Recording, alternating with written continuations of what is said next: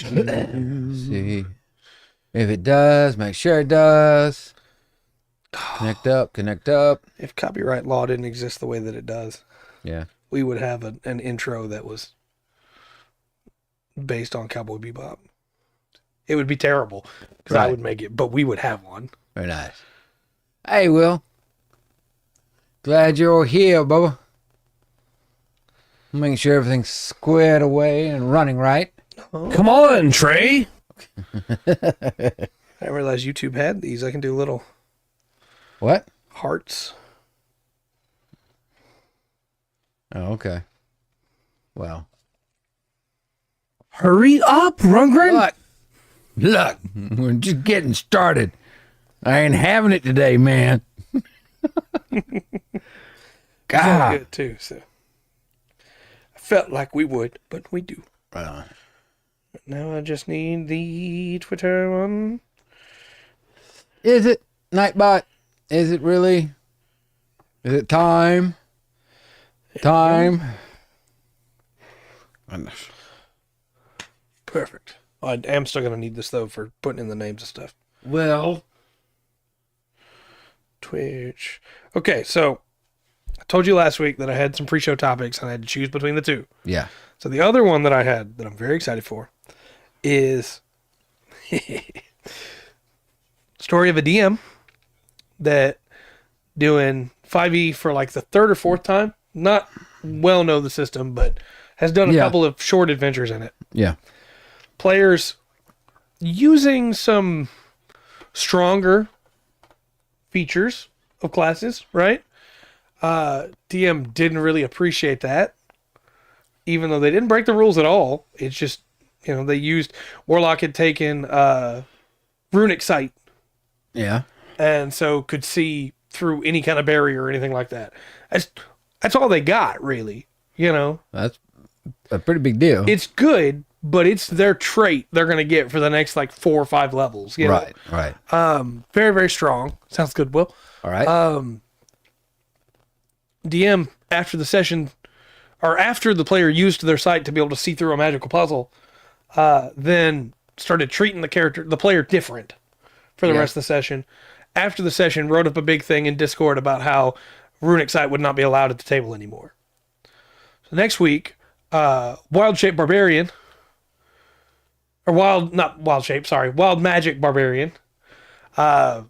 rages, Wild Magic goes off, insta-kills the boss they're fighting. Yeah. Starts treating the Barbarian player different. Hey, Faith, glad you're here. Not dinner. Oh, no. What could it be? Hope everything's okay, man. Yeah. After the session, writes up a big thing in Discord saying, we're banning Wild Magic Barbarian. You choose a new subclass, redo your character. DM just continued to do this every time something didn't go his way for the next 5 sessions. Till the players finally pointed it out, and he was like, no, it's just 5e is a broken game, and you're all making it too difficult. So I'm just trying to make it more streamlined. Yeah. And sure. That should be taken care of in session 0. Yep. And so I thought this was an interesting one to talk about because in our first campaign that I played with you, really, not the first but the first full campaign, you had a bunch of limitations. Yes. But we went into the campaign knowing we had those limitations. Right. And so there was no problem. It was, this is what's expected. This is what we got. Here we go. Yeah. Whereas if you start doing it 4 or 5 sessions into the campaign, of course people are going to be upset, Yeah. Well, I said it should be taken care of in session 0. Mm-hmm. And, well, a lot of times players are going to want to, make the coolest character they can. Yeah. For that. And that can be a little bit, cause as you're trying to learn a system where, like, a player comes up with something and like, okay, I'll have to change something for this. Right. But they should. I'll be ready beforehand. Well, and there are things that I feel I should clarify. I'm not trying to just be too harsh on this guy because there are some things that, like, hey, that's going to come up, and then you have to say, look, you can't do that anymore. What's it called? The civilian shotgun, Yeah. where you have, hey, here's a bunch of NPCs all lined up together. We're going to break the rules of the game, but it's still going to be rules as written. Yeah. Look, you can do that once, if that, Right. and then we're never doing that again. If you try to gather up that many NPCs, something's going to happen to stop it. You can't just do that. Yeah. But there are other things that sure, it can be hard to balance around wild magic barbarian, right? Because you never know what's going to happen. Right. But just as often as he gets that, hey, a meteor falls from the sky, Yeah. he also gets that, hey, he's been turned into a tree. Right. When you just start banning everything, you lose out on a lot of the fun that can still be had. Well, you mentioned our first campaign, and that was like you can't use anything outside the free rules. Right. So it was very basic, which is very helpful for learning the game and everything like that. Yeah. And I understand you want, maybe, the DM might have intended for we'll let the players go. When you do that, for example, in the one we're about to start, Yeah. a couple things that really don't kind of fit in that world. Right. But we're going over that in our session 0, and then we'll change it, change something in the world a little bit. Yeah. And to make it fit. But You yeah, go it seems with it's too late. It's too late once you get going. Yeah. And it'd have been one thing if the DM had been like, look, I didn't realize how strong Runic Sight was going to be. All of my puzzles coming up are going to be ruined by this. Is there any way you would consider changing to a different subclass? Yeah. Or Well, changing your power, even that, there's probably some limits on Runic Sight. There's a lot of limits. He has to be able to see it. Yeah. So just change the puzzle to where it's not, Yeah. Or poke his eyes out. Yeah, well, right. Yeah. Hopefully the character, not the player. Yeah. But put a solid wall between the puzzle and the solution. Yeah. Hey, now Runic Sight won't let him see the solution. He can see there's something magical on the other side of the wall, but he doesn't know what it is. Yeah. It could be anything. And let that be a trap. Hey, we just need to get through that wall. The solution's over there. And they go through the wall and actually, no, it's a magical trap or it's a creature or, a lot of ways to play around that other than just, it's banned. Find another DM. Yeah. Yeah. Reset the campaign. Yeah. Look, everybody's way stronger than I thought they were going to be. Yeah. We gotta start over here. I know it's probably gonna be disappointing, but better than me just banning everything. Right. Right. But that's my pre-show topic for you this week. Yeah. Well, also, as little as into the game that you might want to run just some single sessions for a little bit so you understand what to ban. Yeah, for sure. For sure. You ready to kick this thing off? Yes. All right. Here we go. Hello and welcome to another exciting episode of the Full Spectrum TTRPG podcast. My name is Trey. I am Rungren. And we got some stuff to talk about tonight. Real quick, before we get into our Korean mythology, I have 2 quick things of news for you. All right. The first is the new ancestries have been announced for Pathfinder. Okay. So we're looking at Minotaur and Centaur, like we already knew. Right. It's cool. Glad to have those. Iruxi, which is a reworked lizard folk. Okay. So I don't know if that's going to be replacing lizard folk or if it's just going to be another option. Different type. Because the lizard folk are very, they're kind of like 5e lizard folk right now, right? Yeah. I mean, more excited for the birthday mention. No, you're good. Yeah. You're good. We can feel your excitement. That's cool, babe. The lizard folk right now are kind of more like 5e's lizard folk, so they're a little bit more tribal. Gotcha. So it's possible these are going to be a little bit more refined, because this one is like a scholar that's in the book where they revealed it. The mer people are being added back in, and they're going to have more options to be able to walk on land. So that's cool. One of the options they showed was like a vehicle that they could get in that was like a teardrop full of water on wheels. Okay. And it had like spiked wheels so it could cross difficult terrain. Like, sure, look, all right. Then there's I have this on my phone so I don't mispronounce these. Yeah, don't laugh at me too hard, Will, when I start pronouncing some of this stuff tonight. All right? No, you laugh as much as you want. There's the... Gotta find the right deal here. The awakened animals, which are an animal that has gained sapience. And so it can stand up and walk around and do stuff. Yeah, that's And cool. that's cool. I like that. Yeah. There's the Athamaru, which are fish ancestries that don't have to be in the water once a day. So that's great. I love that. I want to play a fish person so bad in a TTRPG, but I don't want to have to go into the water every day. I'd rather just run an all-water campaign. Right. Well, water world. Yeah, if you're going to do that, right? Yeah. So excited for that. They're like, what's the fish? The relic fish? They're like the coelacanths Oh, yeah. that are like more rocky looking. Yeah. So it's something like that. And the last one is They're the- extinct. No, they're not. They're right there. right there. The Cirques, which are insectoid people that burrow up from underground and eventually go back down and become like huge, big moth things. Okay. So Turn into Mothra? that's cool. Yeah. Like that. Welcome back, Will. So yeah, that's the new Pathfinder stuff. Some interesting stuff there. I'm excited for it. And then the other bit of news, which also real quick, that won't be coming out till after the remasters. So it's still going to be a little while, but it is coming. And so, Okay. the other thing is there is a new TTRPG that's just come out. It's called Mobile Engagement Chassis Steel Heart. Okay. It is a Super Robot Wars themed TTRPG. Yeah. So it is full of references to mecha anime. This is version 0. It's the very first printing of it. You can get it for like $3 on itch.io. And it says Steel Hearts is a feature-complete version of Mobile Engagement Chassis Steel Hearts, a kinetic mecha tactics tabletop RPG.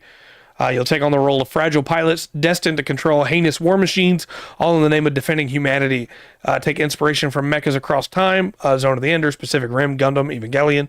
Steelhearts attempts to capture a sense of cinematic, high-octane mecha action while preserving a deep tactical rules system. I dig Zone of the Enders. I always forget the name of it. Yeah, that's fair. But I love the fighting in that, and that I need that. Transam. That's the Gundam game I'd like to play. Set it up like Zone of Enders. Yeah. And you got 360 combat. It's be cool. I love Real Area of the fast-paced. Stoppers. Yeah, I haven't heard that one. No, it's a joke on Zone of the Enders. Because you said you always forget the names. Yeah. Use a D6 system. You don't roll to hit. Instead, everything's about positioning and synergy. You can generate synergy for your allies every time you roll, Okay. which is really cool.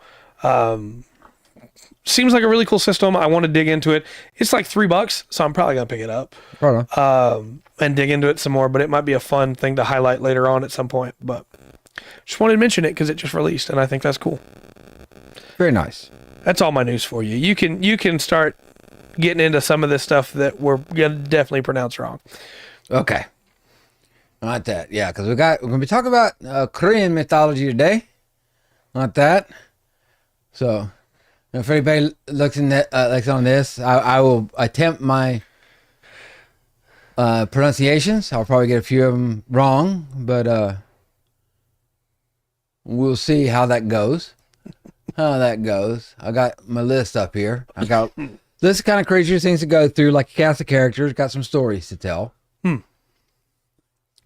But if you're ready, we'll start at the top of the list. Yeah, I think Chad's ready too. All right, cool. So, once again, forgive my pronunciations. The Dokubi, which is a mischievous goblin-like creature known for magical powers and playing pranks. There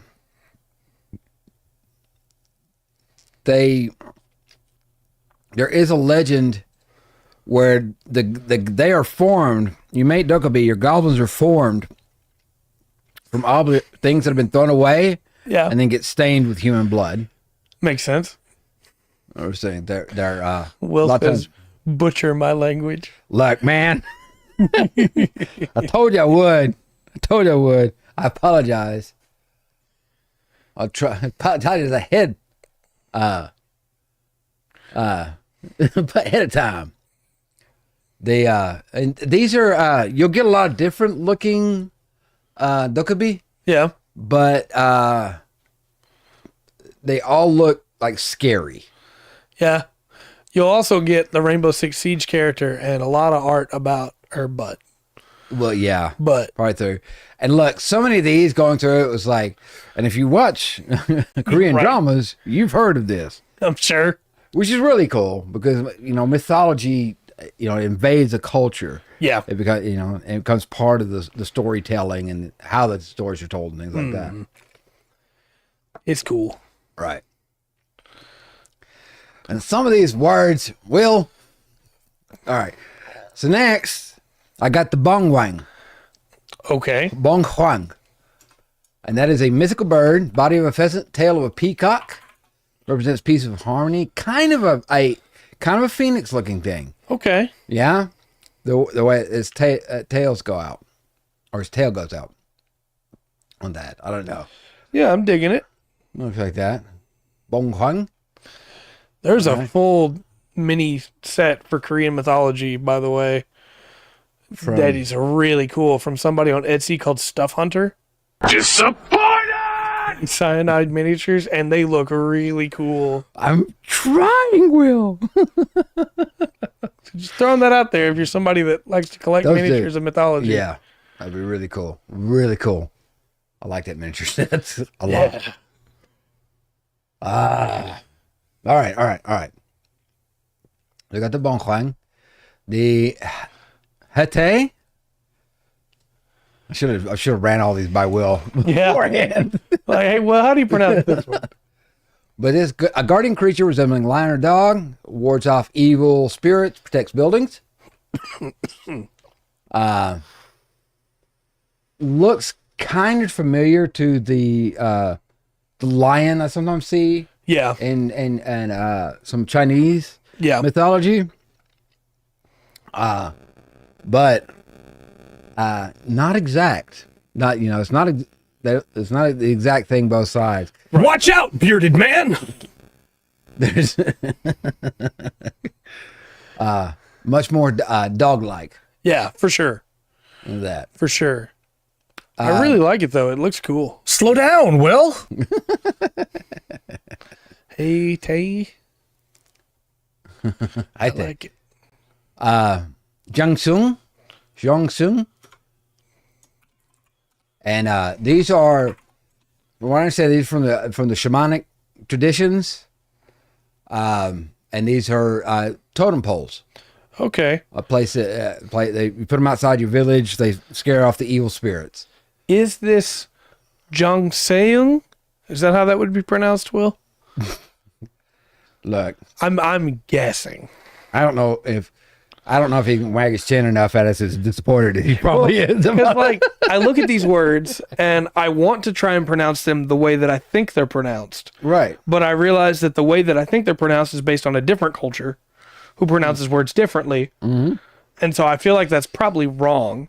Probably. So I'm trying to branch out into the little bit that I know from K-dramas. Fair enough. Was that mentioned in a BTS song? We got think. BTS, please make a song about the Jongseung. I like these, though. These are cool. Yeah. And these are Retake. No, it was not. Well, I mean, There you go. But these, I didn't notice these are much more singular in nature. Yeah. And rather because a lot of the Native American, when you have a totem pole, the most important one's on bottom. Yeah. And the least high rankings on top. Right. But it's usually quite a few going up. Mm-hmm. And these just seem singular. There was some stuff in the Polynesian mythology that reminded me of this too. Yeah, I can see it. With the wooden poles and stuff. I really like the ones that are carved out of trees. That's really cool.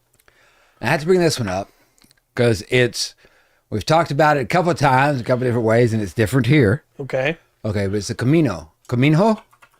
Gumiho? I don't know. Gumiho? says Edge. Camille. But this is Nine-Tailed Fox. Not even close. Well, there you go. It's worth a shot. So this is a Nine-Tailed Fox. Shapeshifter. Turns into beautiful women to seduce men. Yeah. When he gets them close, turns back into a fox and eats them. Yeah. Now, I did find something interesting in this tale is if the Kumiho could go for 1,000 days without eating human flesh, they would get to stay human. Oh. So I thought that was just in a character. You got a little story all in one. Well, with that's the idea definitely in behind a it. K-drama. Right? I guess. I want to clarify that I like K-dramas. I don't want anything I say here to be taken as me not or criticizing. I think K-dramas are great. Yes. I want to see this K-drama is what I'm saying. If there's anybody watching on YouTube that knows there is one, yes. Yeah, I'm telling you, every one of these is like, look, there has been, if you like so like the Dokabi, the goblin. Yeah. So apparently an actor named Gong Yu, it was in a Korean drama. I starred in it. It was very popular. Okay. That was about that. Okay. Like every one of these has been like in a K-drama. Hey, send me the name of the one about the Nine-Tailed Fox. The Seductress Fox. Is Yeah. That's what you want to link to? I want to see the one where she has to choose not to eat people. Maybe that's not what it's about, Trey. You don't know. You need to know, for Korean mythology, you need to know about Yong. Okay. He's a dragon, a legendary dragon. It's about a guy fox. That's fine. I want to watch him not have to eat people. With the ability to control rain and water. And is awesome. Also seen sometimes as like the bearer of wisdom. Okay. That's cool. I like it. That. It's a cool looking dragon. Yes. Your mom watches K-dramas all day. I can't blame her. They're really good. Yeah. I think my favorite is still Small Town Cha-Cha-Cha. Okay. It's On really that, good. I know there's one called Abyss. Yeah. I know that there's a couple of others, and that comes by secondhand knowledge. Yeah. Because my girlfriend's mother, she loves him. Sometimes she'll come over and she'll babysit for us sometimes, and she usually watches K-dramas on the TV over here. And so I come in. I had a little joke because so many times I came in, she watched like 2, maybe 3 of them. The first 2 or 3 she watched, and they were like the characters were dead, and they'd come back to do something. Yeah. And I was like, every time I come home, there's dead Koreans on the TV. I don't know how I feel about that. And I have to she'll explain to me like, no, that one's dead. That one's not. Yeah. Yeah. And I think the last one was like, hey, nobody's dead in this one. Hey, I was that's like, good. okay. There you go. Okay. Not yet, at least. Right. I want to do that. The Imugi. Watch out, bearded man! No one dies in this one? Okay. That's Will just threatening me for everything Right, I say yeah. tonight. The Imugi is another serpent-like creature with the ability to transform into a dragon. Has a lot to do with rebirth. Okay. So as far as like the role it fills, I feel this one kind of fills the Phoenix role. Yeah. You know, being a symbol of transformation or rebirth. I really like this one. There's some sick looking art for this. Apparently it's in a movie called Retje. Yeah, maybe so. Probably so. So there you go. I like it though. It looks cool. What, from an outsider's point of view, I find this kind of interesting because this is like mythology and legend and stuff from a country that was at one time this great kingdom that wasn't divided, that's divided as we know it today. Right. Right. And in our lifetimes, you'd have to be pretty old for it not to have been divided. Right, But, yeah. But in our lifetimes, it's always been divided. And like South Korea sounds kind of awesome. Yeah. You know, agree. it's a place that I'd like to go. Not so much the north side. Yeah. I think I'd be okay. And I don't, Not going. and it seemed like not a lot that like in their freedom, South Korea really seemed to still embraces some of the mythology, some of the things that make Korea, Korea. Yeah. You know, or this mythology, and I guess it's considered like other religions. It's not so much shown, you know, in North Korea. Makes sense. And look, and as we talk about it, there's lots of stuff that all this kind of, because you've got shamanism, you got Korean shamanism, right? That's influenced these. You got Confucianism, that's influenced a lot of this. You've got even Hinduism, Buddhism, right? At times in there that have influenced the mythology. Makes sense. All right, where am I? Nang Tani. So you won Will back over, talking good about South Korea, and now you're gonna be right back where you were. I know. And then I go right on talking. The Nang Tani. And this is a ghost, and this is a ghost that haunts banana trees. Sick. And then it's kind of like you don't mess with her trees. That's awesome. Like she will haunt and thank you. Hey, she was in Heroes of New Earth. I didn't realize that. Yeah. That is so specific and so cool. I just love the idea of like, look, Yeah. this tree, leave it alone. Yeah. Don't mess with banana trees. So that. That's mine. And I don't know. I say she's my ghost, but I don't have the story of Disappointed! Yeah. But on the term of ghosts, we got to talk about the Guishin. Okay. Guishin. Not a Gwishki. No, not a Guishki, a Guishin. But these are ghosts or spirits of deceased individuals that linger here. I don't normally give a trigger warning, but just a heads up, if you're somebody with a weak constitution that doesn't handle scary images well, Yeah. you might want to avoid this one looking it up. So I think this is what maybe a few of the Korean dramas about are Guishin. Makes sense. I want that. Oh man, this just gets worse. There's some really cool art here, though. There is, and of course, for your RPG, this is you can easily. Ghosts are kind of a cool thing to put in, right? Yeah. Whatever wherever region we're going to, or whatever mythology we're pulling from. Yeah. And the story of their life and death can be a tale of itself. Add into that. Xiong Juang. Oh, sorry, Will. I do have a legitimate question, Will. Are these supposed to be said faster? I don't think it's going to help us. Right.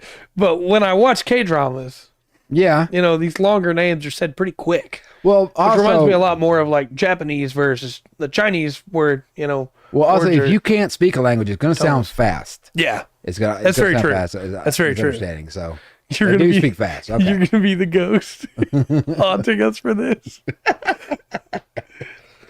I don't know. The ghost threw a banana at me. No, she protects the tree. She's not going to throw the banana. That's true. She's going to throw something else. But Shangchuang is the ruler of the heavenly realm. Look, Shangchuang. There you go. You got it. You got it. Often depicted as the elderly man, long white beard, kind disposition. He's just your Yeah. your good grandfather type. That's cool. I feel like, I feel like Iro from Avatar Yeah. is kind of like this had some influence on that. Right. Maybe not, but Also, just as a quick reminder for anybody that still follows any of these today, we mean no disrespect with our pronunciations. We're legitimately just trying to spread how cool all this is. yeah. And we're trying in our own way, whether you appreciate it or not, to respect the stuff as much as we can. Any jokes that we make are not making fun of it. It's instead celebrating it, if that makes sense. Well, I get the biggest comment to me was like, "Hey, you mentioned this thing. I hadn't heard of that before. I went and checked it out." Yeah. Like that would be, Yeah, that would I be the agree. biggest compliment. Okay. Senjoko is a mythical creature with the body of Come on, Trey. fish and the antlers of a deer, symbolizing good fortune and longevity. Okay. Body of a bird, tail of a fish, antlers of a deer. Very strange looking creature. I feel like I have seen this thing in video games before. Same here. Well, it was like we ran into video games earlier, right? Mm-hmm. Some images and stuff for that. This one was I like this one. The Cholima. Okay. This is a winged horse, believed to possess incredible speed and strength, Oh. representing ambition and overcoming obstacles. And I like this like came to mind of Perseus Yeah. and With Pegasus there. Yeah. Yeah. You know, all Pegasus are hippogriffs, but not all hippogriffs are Pegasus. Yep. On that. All right. I like it. I think it's cool. There's some really interesting art that has it turning into a jet.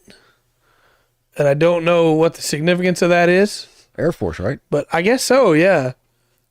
But it's cool. I like it. There's also a sick statue here of a guy riding one with a book open in front of him Yes. in Pyongyang. And I want to know what the context of that is. I don't know where you mentioned it. It's probably the Supreme Leader. Yeah, very well On the could horse. be because it's in Pyongyang. Yes. After he hit the 18 holes in ones, he went and rode Right. Cholima. Yeah. Anyway, sorry. Anyway. This one, I like this one. This one's straight. This is D&D right here. Right through. Bulgasari. Okay. Bulgasari. A mythical iron-eating creature that grows larger when consuming metals. Oh, heck yeah. Often associated with protection and good fortune. I love him and his long nose. Yes. He is wonderful. There's a couple of pictures of him that I'd seen and thought there's a few things in here that I was like, okay, I have seen that before. Boy, did I have it in the wrong place. Right? But some of the ones were kind of remind me of, I thought it was another type of Baku, Yeah. Yeah, You know? I get that. but it's not. It's something indifferent, right? Also, again, mythological minis made by this person, clay cyanide miniatures. They have a Bulgasari and it looks absolutely epic. It does. It's really good. Okay. No, I love him. He's wonderful. It's my favorite so far. Right on. Right on. Well, now you need to know about the Hanyeo. Okay. These are female divers known for their exceptional diving skills and ability to collect seafood, symbolizing bravery and independence. Okay. Yeah. That's cool. Some I've seen them. It's kind of like the mermaid or siren, like it says right Yeah. there. Of Jeju that. Island. Yeah. Also that, but Still water very women cool. are water women. Yeah. I have them everywhere. I dig it. It looks like it's still being carried forward today. Mm-hmm. Yeah, That's cool. that is really cool. I like that. I need to let you know about someone named Jumong, Okay. Jumong, the legendary hero and founder of the Gogoreo Kingdom. Excellent archer and very wise leader. I was gonna say this guy sounds familiar, and then I saw the picture. Yeah, he's referenced in a lot of stuff. Mm-hmm.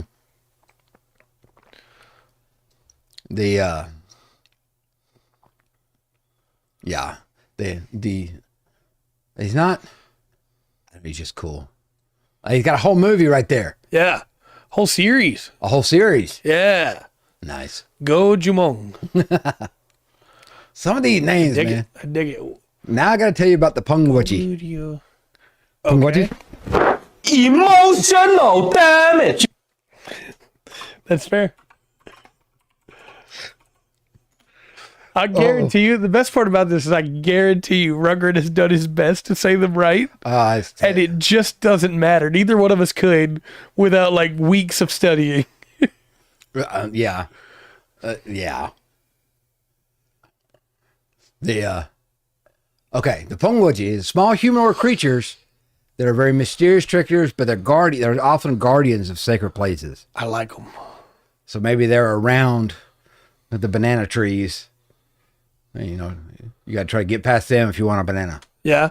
But no, sacred places like temples and things like that. So this monster, I didn't recognize it at first, but yeah, this monster already existed in 3.5 and in Pathfinder First Edition under Nice. the Pukwudgie. Yeah. Pungwaji or the Pung? Well, yeah. they changed the name to the Pukwudgie, the star that is shattered, but the actual creature is Well, look, we're going off Romanized words here. So Right. There's no official spelling. They try to make it use English letters to make it close, and I'm probably right. showing what a flaw that was. But still very cool. And if you want to run it in a TTRPG, it Retake. has stat block. So, very Yeah. cool. I like it. I gotta skip. Oh yeah, I did run across Sun Wukong, Oh, the Monkey King here, and that was I don't remember if he started there or he ended there. Yeah. I think he started. The journey starts there. Into that. I'm going to put that in there. But you should remember the Monkey King, I hope. Chat. He's Yes. wonderful. He's in not just mythology, but also in fiction for Japan, China, and Korea. And I also believe Vietnamese Really? mythology. I think he shows up there too. Well, there's a lot in this that I was looking through, and it made me want to look more into like maybe Cambodian Yeah. area stuff, because I think Angkor Wat in Cambodia is like really awesome Yeah, I agree. through that. Now we got the Gui, Okay. GWI, and those are just spirits or demons. These are dark demons, death demon, darkness and death are what they are associated with. Okay. They are very unlucky. Makes sense. If you see one, you're going to have a bad day. Yeah. So did they cause the Guishin? I'm not sure, but I bet they could. Okay. This may be, I don't know. Maybe they. Well, now the Guishin are ghosts, Right. and these are spirits or demons. So I Or don't think so. do the Gui Shin become Gui? I'm not sure. Oh, I want that out of the way so I can see. Thank you. Yeah, just close it. All right, Interesting though, for sure. right, and then the Bari, Bari, which is a mythical creature resembling a white tiger with wings, Oh. associated with protection and divine blessings. And if I see a white tiger flying at me, I'm not going to be thinking about the blessings, divine blessings and protection. I'm thinking that this is probably like whoever gave it wings, a tiger wings. That's a bad idea. Yeah. Very cool though. Yeah. Also, like fan art drawers, get on this. We're having the same problem as with Maui. Yeah. I keep seeing Jumong and the Gumiho.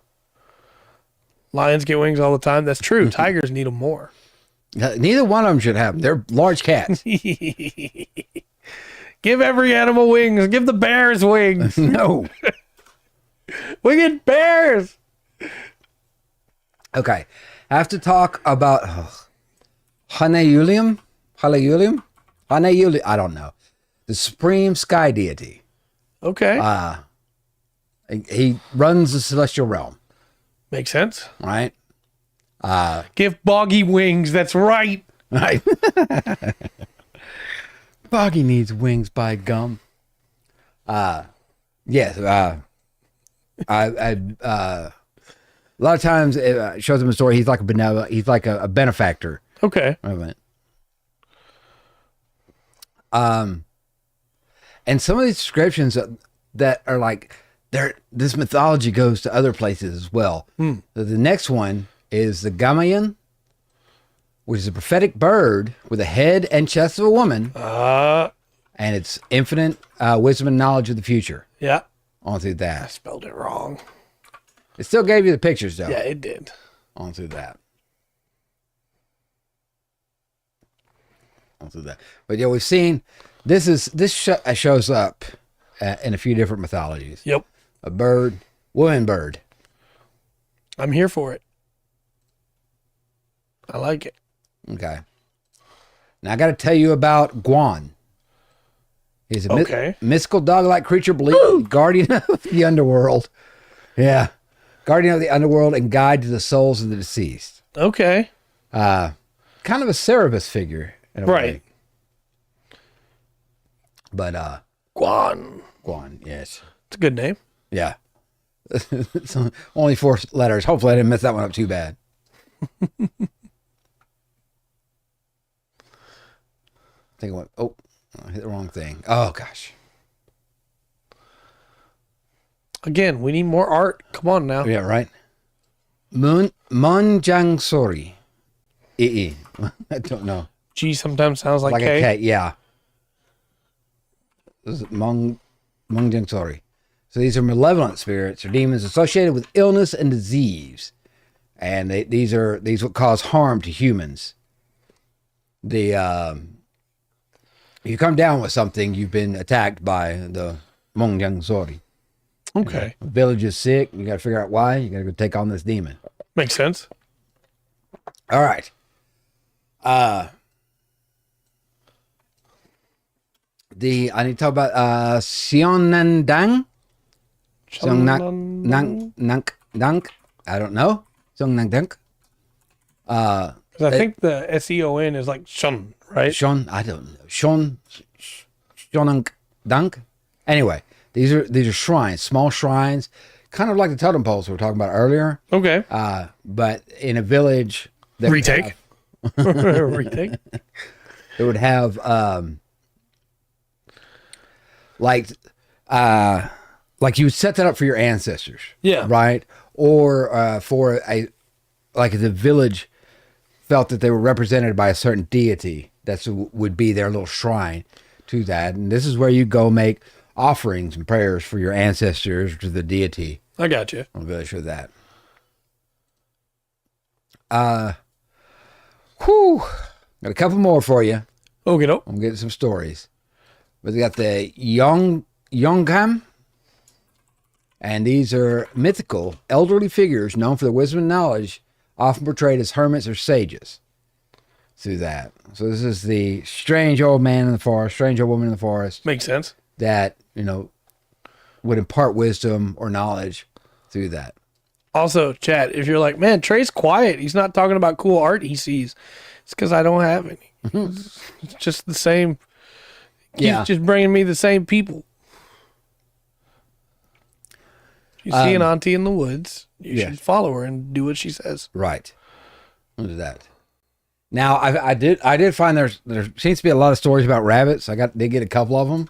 Yeah. I don't know what it is with Korean mythology and rabbits, but they have a few of them.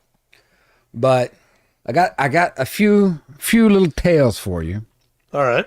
Before I get into that, though, going over the list of creatures, because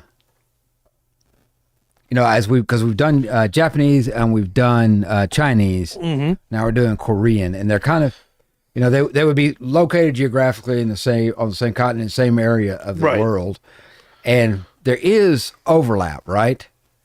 And of course, if you go into the history of it, there's lots of fighting and people doing horrible things and all that going back and forth. So it goes through, but there is overlap, and then but it's still. Even the ones that overlap are still kind of unique in their own way. They're told in different ways. Yeah. For sure. And they have their own way, their own setup. Yeah. Well, I mean, we saw Monkey King is in all three, right? Yes. But the Monkey King of China is incredibly mischievous and often makes the wrong choice only to have to change his mind. The Monkey King of Korea, correct me if I'm wrong, chat, but I believe, based on what I've seen in K-dramas, he's very heroic. And, he may be kind of standoffish at times, but he does the right thing always, even if it takes him a little while to get there. Whereas the Japanese version is he likes to fight. Yeah. He likes to stop the enemy. He likes to be the best. And they're all three aspects of the same idea for a character, right? But told very differently. Well, it's like the nine-tailed fox. Yeah. It's a little bit different each one. In this one, you might get eaten by it. Right. Another one, you may have curses bestowed upon you. Yeah, and in Japan, you might get eaten by it. Yeah. But in a different way. Right. I'll swallow your soul. Oh, Yong Gryong Miru. Dragons. When you talk about them right quick. Okay. That's why I had this one up. They are they're very similar looking to what you would expect a Chinese dragon, 3 toes, all that. Yeah. But Korean dragons always have a long beard and they carry an orb.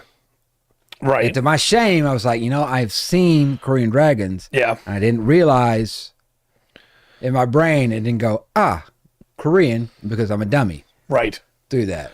I am as well, because it shocked me when you told me that. I was Right. like, oh, okay, that makes sense. Well, that changes a few things, right? Yeah. But dragons in Korea, they are good natured. A lot of them have to do with farming, water. Apparently, there's a lot around Seoul. Okay. You'll see them a lot around Seoul. Another one is the Giryong, and that's the chicken dragon. Okay. Kind of looks like a cockatrice. Okay, I've heard that name before. Yeah, Giryong. It was probably in a K-drama. Probably. On through that. Looking to see if they had any stills from the show. Right. I found a few when going through some of these. A lot of times, like, if you have a story, like a legendary hero, something like that, and he has a cart, it's pulled by this kind of dragon, the Giryong. Makes sense.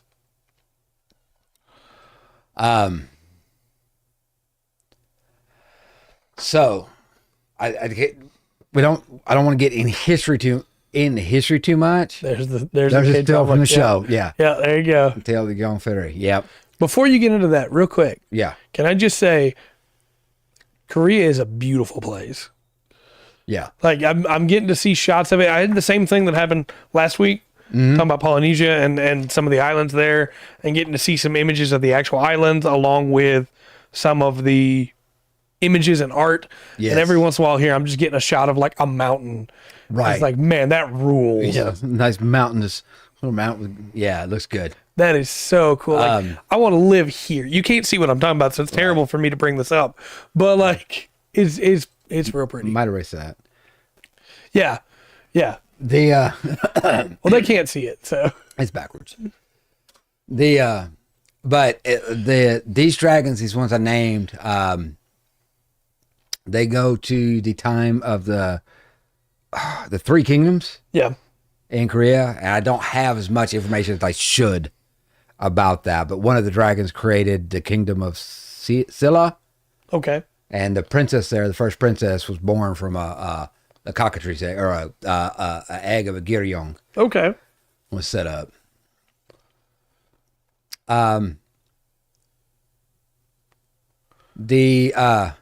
Which, by the way, if they're not holding the orb, they're not dragons, they're serpents. Oh, So okay. there's a difference. What is the importance of the orb?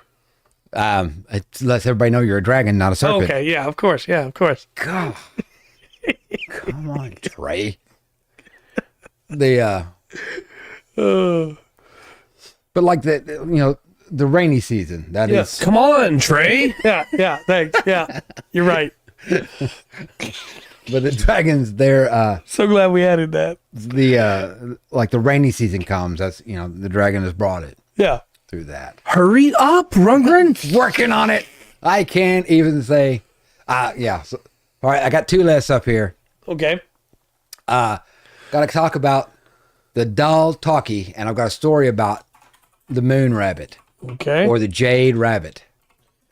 Okay. Well, Jade Rabbit means a different thing in a different culture, Yep. so that's very interesting. Well, the jade rabbit, this is kind of way in the history, because the written mythology we have is probably from about the 12th century. Yeah. The oral tradition, of course, goes hundreds of years before that. Right. Right.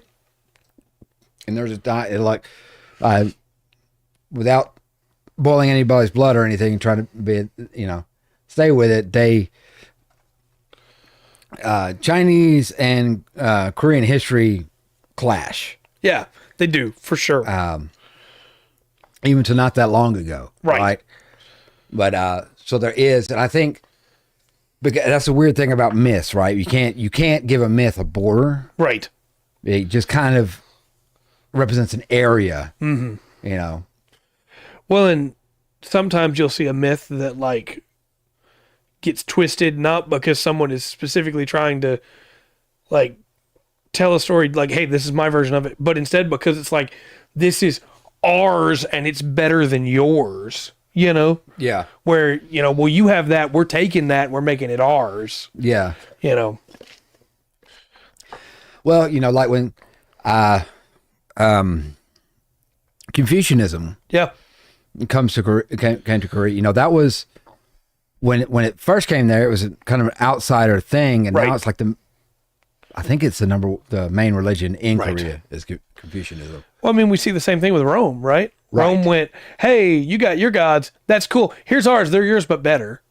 You know, Sinterklaas Yeah. that got roped in with Saint Nicholas, you know, to become what we have today. And the tall man that got subverted in a weird way recently into Slenderman.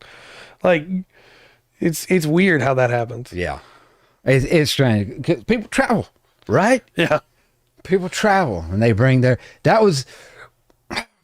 which is the idea. What I think of as an idealized America is the actual melting pot that it should Yeah. be. Yeah. 100%. You know, where we have all these stories. There's people who come from these stories, have these myths in their blood from Yeah. the background that, you know, that when come you to- say dragon, there's like 4 different ideas just Yeah. at one table, you know? Yeah, exactly. Now, I had to talk about the Geosong, Geosong Shata? Okay. I'm not typing anything. I thought I had it selected and I didn't. And it's basically the Grim Reaper. Okay. Right, and I know this has been in a K-drama. Traditionally they wore a black hanbok, Tomorrow. a black hanbok, and they had a black hat. Okay. That's But, cool. It's It's called Tomorrow. Okay. yes. I thought you were saying he was coming to visit me tomorrow. Oh, okay. No. That is a sick mini. Well, Sorry. after excuse me. So, in a show, an actor I believe named Lee Dong Wook. The show's called Goblin. Right there. Yeah. It changed up because he was a Grim Reaper, and he wore a long black coat, had a fedora on, kind of the modernized look. Yeah. And so that's kind of become, you know, that's Taking over a little bit taking over a little bit. to this Let's look. see. Goblin is so good. Like, right. This here with the fedora and the trench. Yes. Yeah. Can I just mention, by the way, this is a very much an aside thing, but this poster is for some reason been posted by a Spanish website. Yeah. And so they called the Jongsung Saja the El Angel de la Muerte Coreano, which I just Okay. think is a really cool, like, that's Koreans. That's the Korean angel of death. Mm-hmm. It's like, that's a cool way to put that. Yeah. I like that. And then the Samjoko, which is a 3-legged crow. Okay. And this has showed up in more places Yeah. than I realized, which is one of my favorite things about doing all this mythology. Yeah. You know, it's like, oh, that's where they got it. Mm-hmm. That I love the 3-tailed. Oh, it's so cool. Three-legged crow. primary symbol of the Goguryeo dynasty, which I think is the first dynasty. Okay. And it lives. 3-legged crows live in the sun.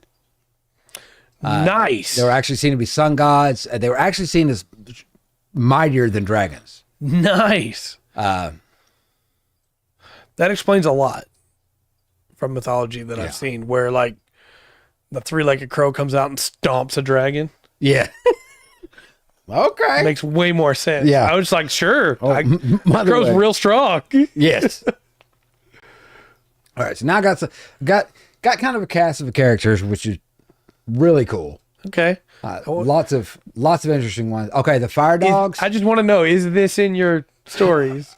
Not yes and no. Okay. I can wait to hear the story. I saw that and I had to know. Well, let me see if I can find my little thing right here, and I'll give you what that picture was about. Okay. I think that's going to be up here. Yeah, the Bulgay, the fire dogs. Okay. They originated from the Kingdom of Darkness. The Korean term is Gamangnara. That's probably not the Korean term. That's the way I'm remembering it. Gamangnara. I didn't say it right either. Or Kamen Rider. What? Excuse me? Kamen Kaganara. I don't know. But they are supposed to be behind one of the reasons behind the moon's eclipses. Okay. The king or Ganamangana's king concerns over the kingdom of darkness. He sent out the fire dogs to capture the moon and the sun.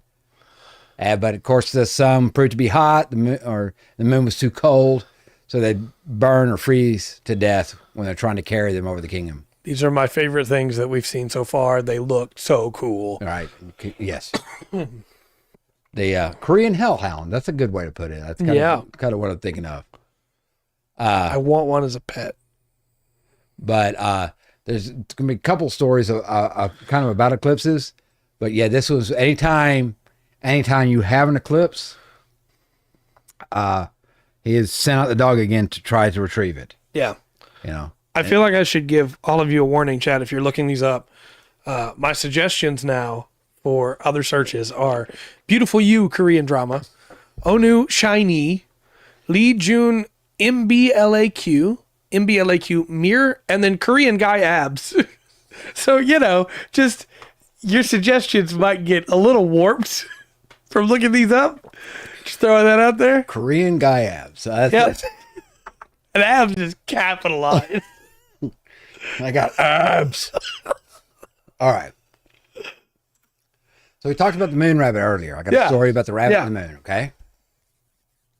So long ago, in a peaceful forest, there lived a kind-hearted rabbit. Okay. The rabbit had a heart full of compassion and always helped those in need. One evening, as the rabbit was hopping through the forest, it came upon a wandering deity disguised as an old beggar. The deity appeared weak and hungry, and the rabbit approached it with care. Filled with empathy, the rabbit offered the deity some food it had gathered, and it gratefully accepted and revealed its true form. A powerful being with the ability to grant wishes. A lot of wish granting, too. Yeah. Run across that. To express its gratitude, it gave the granted wishes to reward the rabbit, right? So the deity said, "Dear rabbit, your selflessness, and compassion have touched my heart. As a token of my gratitude, I will grant you a place of honor that will be remembered for all time." Nice. With a wave of his hand, a deity transported the rabbit to the celestial heavens. There it placed the rabbit on the surface of the moon, where its silhouette would be forever visible. And so the rabbit became the moon rabbit, adorning the moon's face with its gentle presence. Now I'm waiting for the next full moon. Yeah. Because I never saw it and saw it. There's a rabbit. Yeah. But now I'm like, okay, I need to see that movie, look at it a little bit. Like, you're supposed to still be able to see the rabbit. Right. That's what it is. Not a man in the moon, it's a rabbit in the moon. In the legend of Princess Kaguya, it is rabbits that she meets upon the moon that she lives with. There you go. She met and so there's the descendants of the moon rabbits. There's the crossover there.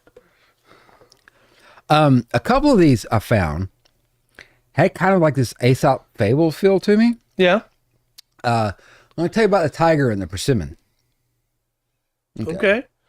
I saw this one come up in my images, and I was hoping we would hear about this one. Okay. This is a little strange. So once upon a time, in a peaceful village nestled in the mountains, lots of villages nestled in the mountains, by the way. Right. Of course. Or there's one village where a lot of stuff happens. There lived a mischievous rabbit and a fierce tiger. The rabbit, known for his cleverness, always found a way to outsmart the tiger. Nice. Much to the tiger's frustration. I'm sure. One sunny day, as the tiger prowled through the forest, it stumbled upon a dried persimmon hanging from a tree branch. The persimmon looked ripe and juicy, making the tiger's mouth water. Determined to taste it, the tiger leaped up to grab the fruit, but couldn't quite reach it. And so it's much higher than I could jump. That's what I'm saying. Tiger's got some vertical, all right? That's all I'm saying. Yeah. Meanwhile, the clever rabbit observed the tiger's dilemma from a safe distance. It couldn't resist the opportunity to play a trick on the mighty tiger. The rabbit approached the tiger with a mischievous grin and said, "Oh, noble tiger, I know a way for you to enjoy that delicious dried persimmon." The tiger, eager to hear the rabbit's suggestion, asked, "How can I reach a persimmon? I've tried everything." The rabbit replied, "Well, dear tiger, it's quite simple. All you have to do is hit this large rock with all your might, and the persimmon will fall into your waiting paws." The tiger was intrigued by the rabbit's plan, agreed to give it a try. It struck the rock with all its strength, expecting the persimmon to drop. But to the tiger's surprise, the persimmon remained firmly hanging from the branch. Now, at this point, should the tiger have been surprised? Probably not. Probably not. No, this rabbit's been giving him the runaround for a while. Right. Well, unfazed, the rabbit chuckled and said, "Oh, dear tiger, you must not have hit it hard enough. Try again. This time with greater force." So is this rabbit Bugs Bunny or? Kind of. The tiger, determined to taste the delicious fruit, followed the rabbit's advice and struck the rock with even more vigor. Yet the persimmon remained stubbornly out of reach. The cycle continued for quite some time. Oh no. The tiger grew tired. The rabbit giggled with delight. Finally, exhausted and frustrated, the tiger realized it had been fooled by the clever rabbit. Enraged, the tiger lunged at the rabbit, but he was tired. Yeah. So the rabbit swiftly darted away to safety. Right. So from that day on, the tiger never trusted the rabbit's tricks again and learned to appreciate the value of patience and perseverance. Yeah. Went back to stalking, I guess, right? Got a lot stronger head. He said, "Hit it with the paw." Hit it with your paw. Not your dad. Wham. You know, three-legged dog walks into the bar and says, "I'm looking for the man that shot my paw." That's pretty good. Okay. Now I got, So that is very Aesop fable-y, yeah. yeah. You know. I like it though. Don't listen to fools or, Yeah. be patient. Yeah. Let's do that. I like it. What's the Aesop fable about the wolf that wants to eat the grape? Mm-hmm. And he leaps for it and he can't reach it. And he says, well, I guess that grape was probably rotten anyway, or sour. Yeah. Sour grapes. That's where the term sour grapes comes from. Yeah. The woodcutter and the fairy. So in a quaint village surrounded by lush forests, there lived a humble woodcutter named Jean. Okay. He worked tirelessly day in and day out, cutting trees and gathering firewood to provide for his family. One day, as he ventured deep into the woods, he stumbled upon a captivating sight. An enchanting fairy floating gracefully in the air. Nice. Put it in a bottle. You eat it, right? That's what he does? I mean, when you use it, the bottle's empty. Yeah, and the fairy's gone. The fairy's gone. So probably. So Link eats fairies. Okay. The fairy, with her delicate wings and radiant glow, was captivated by Zhang's hard-working nature and kind heart. She decided to reward him for his dedication and approach him with a smile. "Dear woodcutter, I am deeply touched by your selflessness and devotion," the fairy spoke with a melodic voice. "As a token of my gratitude, I shall grant you 3 wishes. Nice. Choose wisely." So Zhang, overwhelmed by this unexpected encounter and the offer of wishes, Right. took a moment to gather his thoughts. He thought of his family and their struggles and their dreams, and with a grateful heart, he made his wishes. "For my first wish," Zhang began, "I wish for an abundant harvest each year so my family and the village will never go hungry." Nice. The fairy nodded, granting his wish with a wave of her hand. From that day forward, the fields flourished, and the village thrived with bountiful crops. Nice. "For my second wish," Zhang continued, "I wish for good health and happiness for my loved ones, free from illness and suffering." Once again, the fairy granted his wish, spreading her magic throughout the village, ensuring the well-being and happiness of Zhang's family and the community. With one wish remaining, Zhang thought deeply. He realized that material possessions were fleeting, but knowledge was everlasting, so he made his final wish.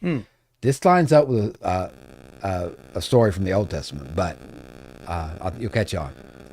"For my last wish," Zhang said with vision, "I wish for the gift of wisdom and knowledge to be able to guide and educate the children of our village." Yeah. The fairy smiled. Knowing the importance of education and wisdom, she granted Zhang's final wish, bestowing him with great wisdom and the ability to teach and inspire generations to come. As the years passed, Zhang's village prospered, and his family lived a life of abundance and joy. Right. He became a respected figure, admired for his wisdom and generosity. And though the fairy eventually disappeared, her kindness and blessings remain in the hearts of all who knew the tale. Very cool. Yeah. Yeah. Because that was his final wish is the wish of Solomon. Yep. You know, For wisdom. which was Solomon, which is the best thing you can wish for. Yep. Best thing he could have get, and God gave it to him. Yeah. Another learning tale. I like them. I like that so many of these stories are like trying to teach lessons. Yeah. Because that's what myths should do. But most of the time, the lesson is just, hey, don't go near the water alone. Yeah. There's something, a few of these that I found very, like I said, fably, right? Yeah. You could almost, at the end of it, you have this one lesson. Right. You know, the most valuable thing is wisdom. It's great to have all those other things. Yeah. You know, perhaps if you'd wished for that first, he wouldn't have to have the other two wishes. Right. Because he could have found other ways to do Yeah. it. Okay.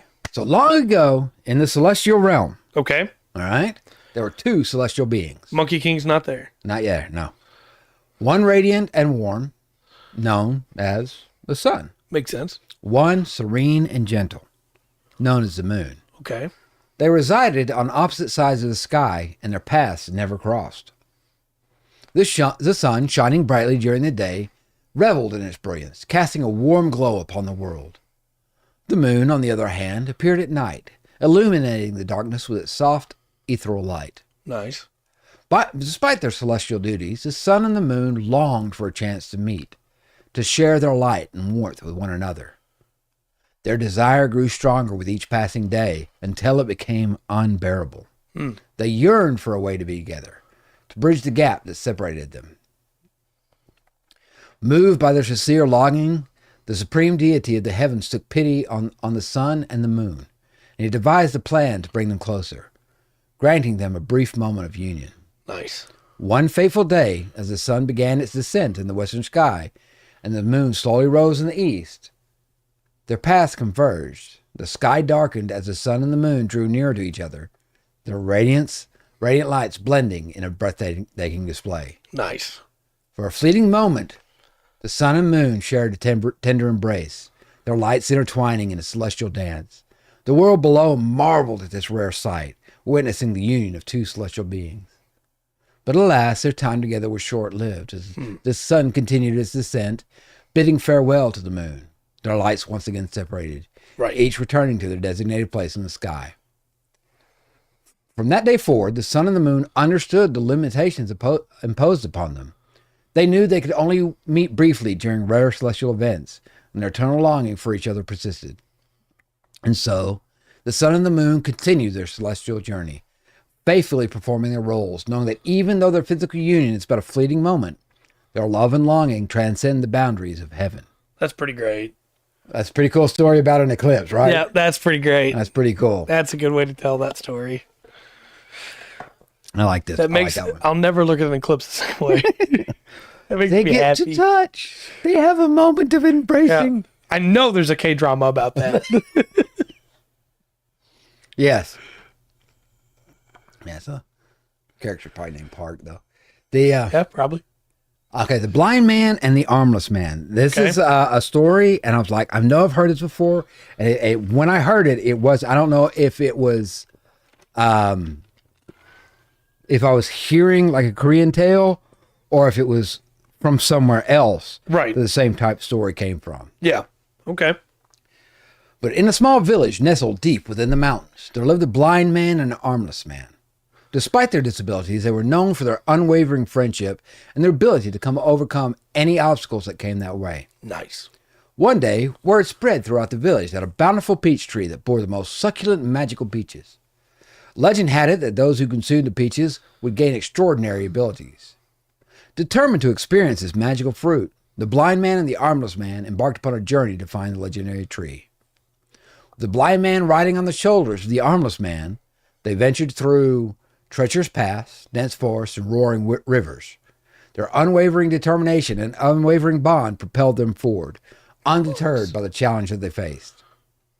After a long and arduous journey, they finally arrived at the location of the fabled peach tree. With great excitement and anticipation, they reached out and plucked the peaches, their scent intoxicating, their appearance radiant. Without hesitation, the blind man took a bite of the peach, and instantly his vision was restored. Nice. He marveled at the world around him, captivated by the beauty that he could now see. Meanwhile, the armless man took a bite of the peach. In an astonishing turn of events, his arms sprouted from his shoulders. Overwhelmed with joys, he flexed his newfound limbs and embraced the sensation of having the ability to reach, grasp, and create. Nice. The blind man and the armless man, who were no longer blind and armless, rejoiced in their newfound gifts, grateful for the transformative power of the magical peaches. They returned to their village as living testaments of the incredible miracles they had experienced. From that day forward, the blind man and armless man used their extraordinary abilities to inspire and uplift the people of the village. The blind man became an artist, painting vivid landscapes and portraits that captured the essence of the world he could now see. Awesome. The armless man became a skilled craftsman, sculpting intricate masterpieces and his newfound dexterity. Nice. Now, in that story, there is some details of what, like some of the challenges they face. Yeah. You know, and they have to work together. They don't have an option, right? Any other person, any other person would be able to walk by or be able to get around, you know, by themselves, no problem. But they have to walk. They have to depend on each other, and you know, like brotherly love. They had to, you know, they care for you to do that, and then they overcame all this to be healed and then come back. And then when they had those skills, when they were healed of their blindness, or, you know, when he got his arms back, right, they went on to improve the world. Yeah, instead of being selfish with it. Right. Well, in other versions of the story, like if it was a Grimm fairy tale, the blind man would not give the armless man the fruit, or there would only be one, or something like that, you know. But this is a much more hopeful story, and I really appreciated that. Yeah. Because I was waiting for the twist of like, well, there's only one fruit, and they have to decide. And... This isn't a Russian mythology, right? Slavic myth, all right? Yeah. This is... All right. Let me tell you about the wooden doll. None of their children got taken, so it's not Irish either. Right. So let's do that. The fee. Once upon a time, in a quaint village surrounded by lush forest, there lived a young girl named Su Min. Okay. She was known for her kind heart and gentle spirit, but her family was poor, and they struggled to make ends meet. One day, as Su Min was wandering through the woods, she stumbled upon a shimmering waterfall hidden deep within the trees. Mesmerized by its beauty, she approached cautiously and discovered a small wooden doll lying at the base of the waterfall. Curiosity piqued, Su Min picked up the doll and examined it closely. To her astonishment, the doll came to life. Shouldn't have picked up the doll. Transforming into a fairy right before her eyes. The fairy introduced herself as Heijin, the guardian of the forest. Grateful for Su Min's kindness in picking her up, Heijin offered to grant her 3 wishes as a token of her gratitude. Overwhelmed with joy, Su Min pondered her wishes carefully. For her first wish, Su Min wished for an abundance of food and prosperity for her family. Makes sense.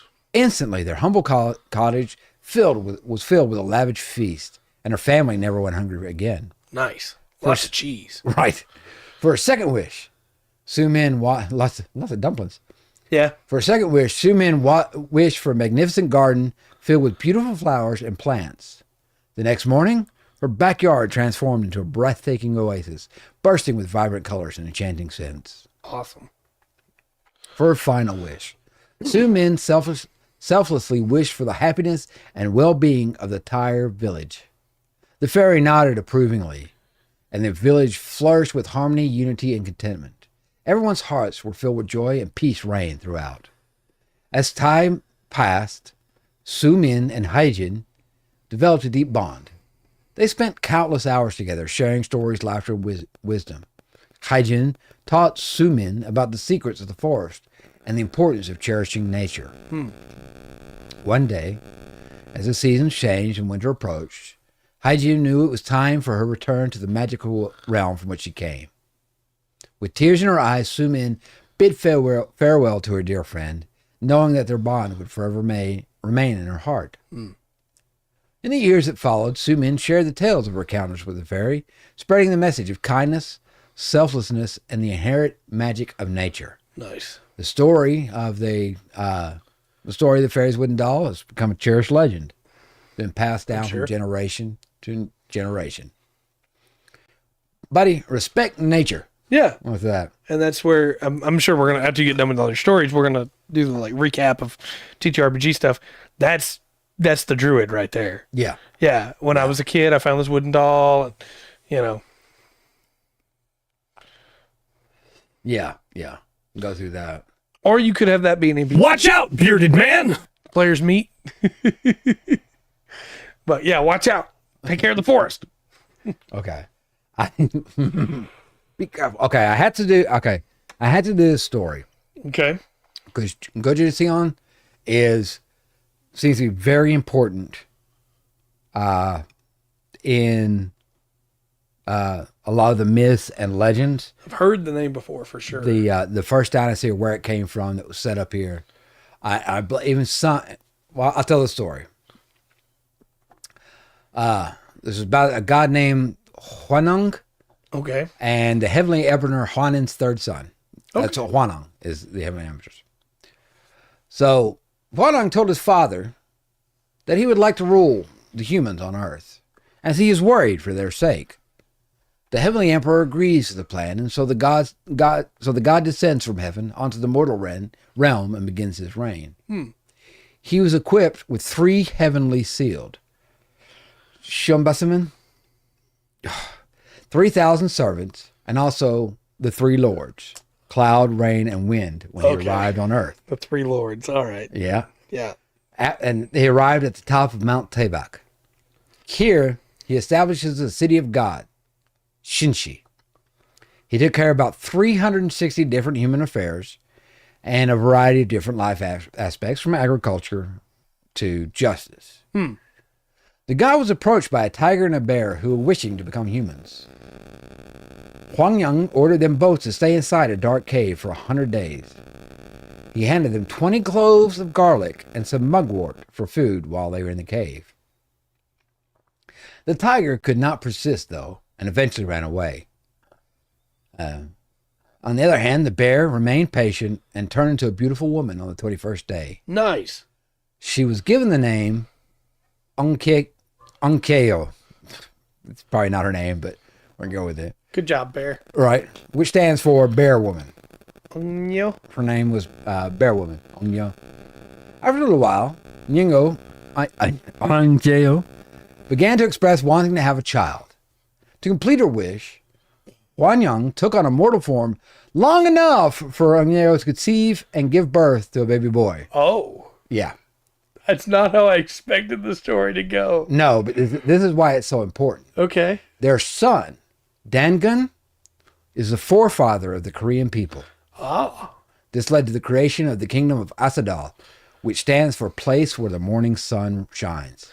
So are you telling me that according to this myth, all Koreans have the spirit of the bear in them? Yeah, they're half god and half bear woman. That's sick. Yeah. Eventually, this king's name was changed to Joseon, and then, of course, it became Gojoseon. The Korean legend goes on to tell that Dangun remained in human form for 1,908 years. Then he finally left the human world and ascended to his position as mountain god, Shanshin Yiryong. Okay. With that. That's sick. Yeah. I can't believe you've been hiding that one this whole time. Yeah, so Korean people are descended from a bear, which is great. Bears are so cool. Yeah, she became a woman. That's true. I'm just saying the tiger missed out. Well, tigers don't fare well. Yeah. I wonder why. It's like, I'm not going to make you eat people, so I'm not going to make you a hero in any story. Yeah.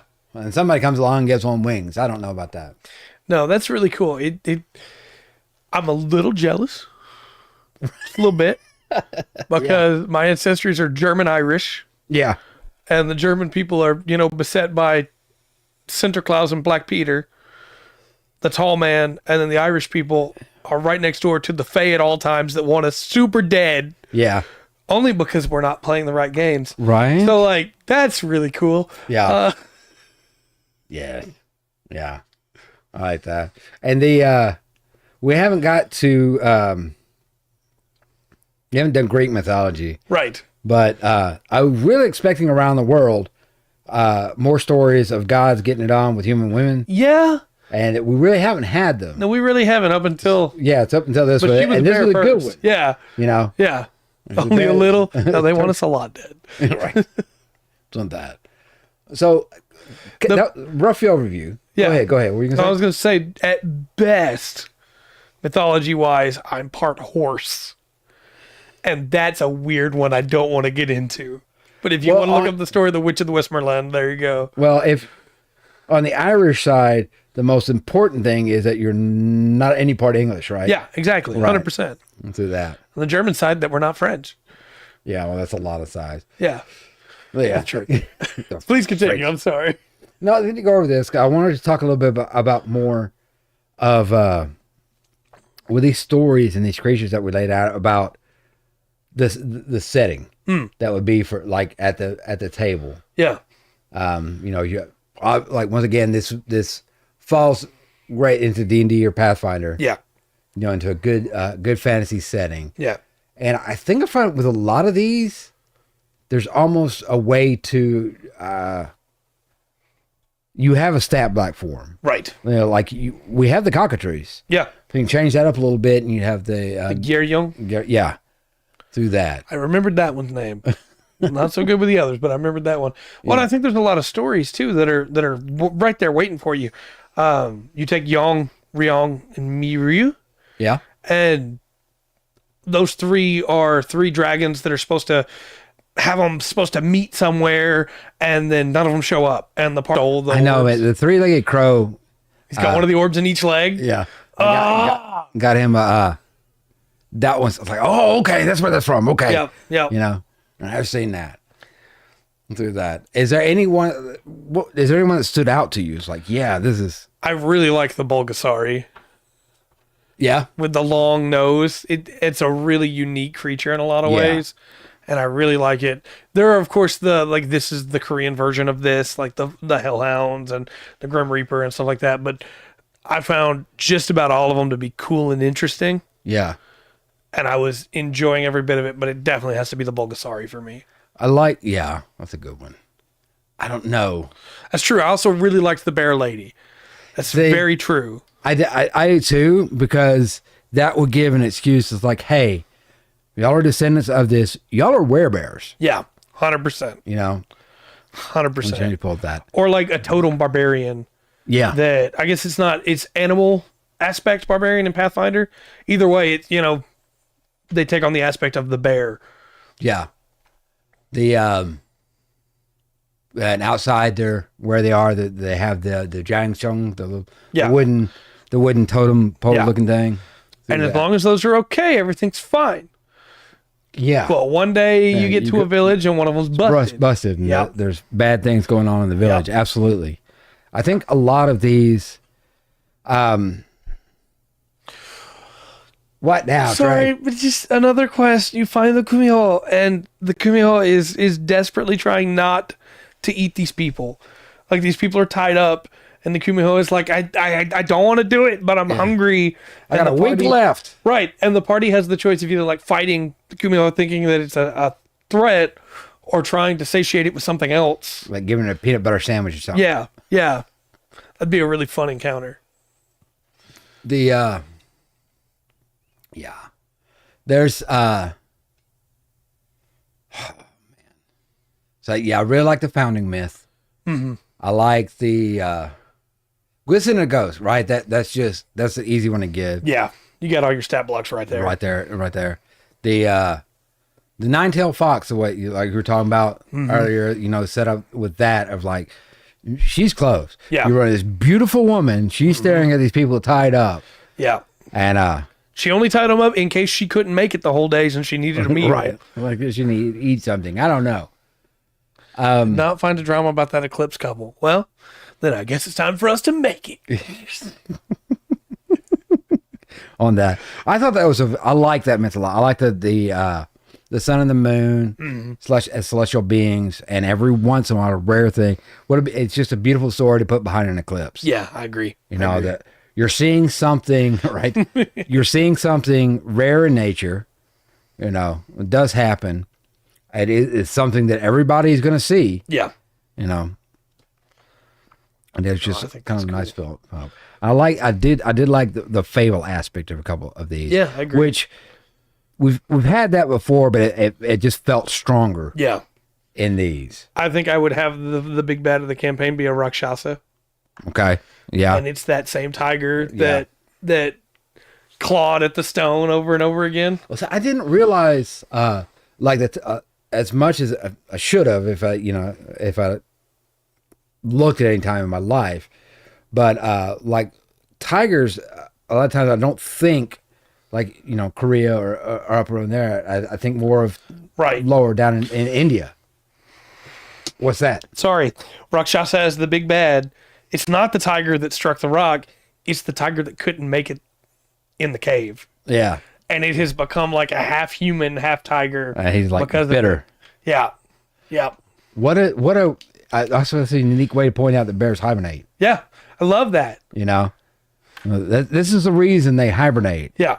Because long ago, they were given a challenge. Bears hibernate hoping to also become human. Yeah. Yeah. And you can run that with Pathfinder with an awakened animal that's a bear awakened animal. There you go. There you go. And the banana tree. What? That the Nang Yeah, Nangtani, that was great. It's the rabbit that teased the tiger. No, the rabbit's on your side. He's a terrible person. Right. But he's on your side. Right. And so that. He's the reason the tiger is the way it is. And every night he talks to the moon. Yeah. I want that. I'm not saying like he rides with you or anything. I'm talking like you meet him every now and then in the campaign. He's all smiles and jokes and everything's great. He's actually a terrible person, but he's technically on the good guy's side, so you put up with him. It's a little bit kind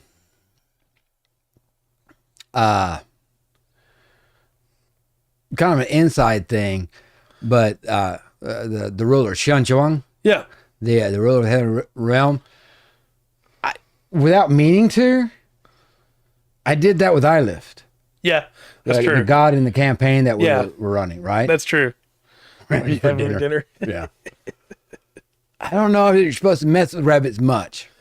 I don't know that I would. Probably safer not to. And I love the, I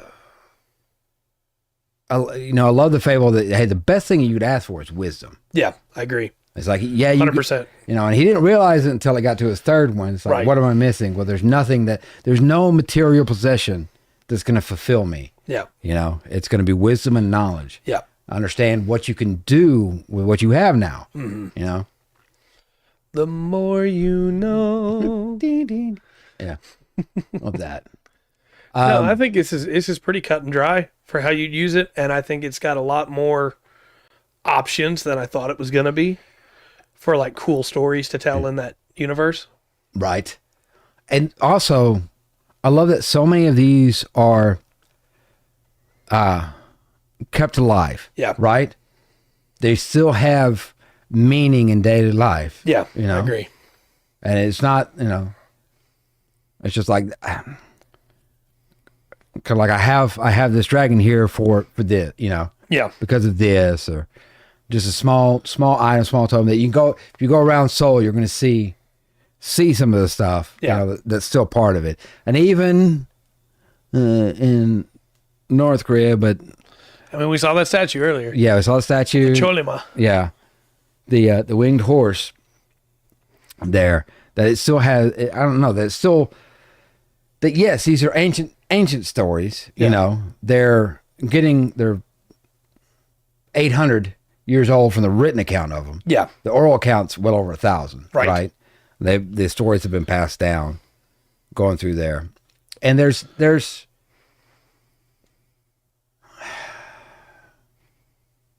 I feel like there's pockets around the world where the mythology is kind of kept alive. Yeah. Like I know there's a lot of Slavic mythology that people that live in that area of the world that they keep alive. But as far as like when you go into Moscow, you're not going to see any of it. No. Right? And so it's real. For me, I really like the fact that it's still something that's like, yeah, I agree. Yeah, I know what that is. We got the statue over there, or at the store I go to, they've got the only other thing I can think of that's kind of like that. It kind of reminds me, and it's different. I don't want to put these on the same level for anybody watching, but I've noticed with a lot of Hindi people that they will have, they'll have Ganesh. Yeah. They'll have like these little things around, these ideas that come from stories and stuff that have meaning in their everyday life. Right. I do dig the fact that the female divers are still diving today. Yeah, that's really cool. They're still Hanyo. That's inspiring. Hanyo. Through that, there's another one I was going to talk about, and I forgot about it. I definitely need to dig into Jumong. Yeah, I want to watch that series. On that, I want to check that out. I like the fact that I thought it was really interesting that Sun Wukong was here as well. Yeah. And I just like saying Pengwoji. Yeah, that's fair. That's fair. I didn't get too much this time into the Pantheon. Right. Beside the Supreme Ruler, Yeah. and a couple of others through that. Yeah, we got Dagon and his dad. Yeah. What was his name? Hold on, I'll find it. Juan. Xian. No, his dad was the Juan. Yeah, no, it was his kid. Hold on. Yeah. Huaneng. Yeah. Yes. Who decided to come down here and be a god over 360 different human affairs. Yeah, why not? He's going to be the god of those. They don't have those. Somebody to worship for that, so I will be. Yeah, I got those taken care of. You're good. Please remember, as we're going through this is a lot of these myths. They've got Korean shamanism, Buddhism, Taoism, Confucianism. All these have been influential, Right. Throughout the history of Korea, and they kind of influence some of these stories. Like probably Sun Wukong is probably why he's Probably. over there. There's a few different. Makes me wonder where else he shows up too. Yeah. Who else will lay claim to the monkey? Who else has the Monkey King? Right. Do that. He's in my heart. I love the Monkey King. Right. Do that. Yeah. I will never. If nothing else out of this, I will forever remember if the dragon is holding the orb. Yeah. I know it. I know. Yeah. I understand where that dragon's from. I stand by what I said. The eclipse has a new thing Yeah. for me now when I see the eclipse. Yeah. Not that I look at it often, but Right. Well, you don't. One, you can't, and two, right. you can't. So where are we going next? I'm not sure. I got. Hopefully we'll get some suggestions from chat. I don't know, because if we slide over, kind of parallel Right. to Korea, I think we'll find a lot of unique stuff, and we'll find some more stuff that kind of overlaps, Right. so to speak. But then again, there's you can go to the other side of the world. That's another thing. How many of these, like the half bird, half woman that tells prophecies? Yeah. It's like, is that a real thing? Because that's Yeah. there's a bunch of myths that have that. Mm-hmm. What was another one? Well, like The vampire and yeah, the undead. yeah. Everybody has ghosts. Mm-hmm. Everybody has ghosts through that. Not seen any suggestions yet, chat, but there's a lot of options still on the table. We've got the Americas. We've got Europe. Yeah, We got Africa. We Yeah. got Egypt. We got Grecian and Roman. right. We got Sumerian. We got Persian. We got You know what? Arthur. Arthurian. Do you want to wrap that up? And got Arthurian and Greece. Arthur. Oh, never mind. Okay, Changed. yeah, there's the Arthurian. boat. So, would that be? We could just do Arthur. We could. Right, There's enough Arthurian. there, I think. Right. The main story of Arthur is French. Right. That's all right. The There's also plenty of editions that were given with the British Isles, though. yeah. Because Avalon doesn't come from the French version, right? Or does it? Well, the French version is taking all those stories and putting it into one narrative. Oh, okay. I see what you're is saying. what it is. Arthur. The I'm sorry. It's Gaelic mythology Yeah. is where I think that would be in to talk about. I'll dig into that. We're gonna talk about Arthur. Whether it's just we talk about just Arthurian, maybe just why is Wales? Is it Welsh? There is some Welsh in there for sure. I have to sing. I'm gonna do a little bit of studying that. So Garrus is a Welsh name. Because it's not spelled Garrus. It's spelled Gaheris. yeah, Garrus. yeah.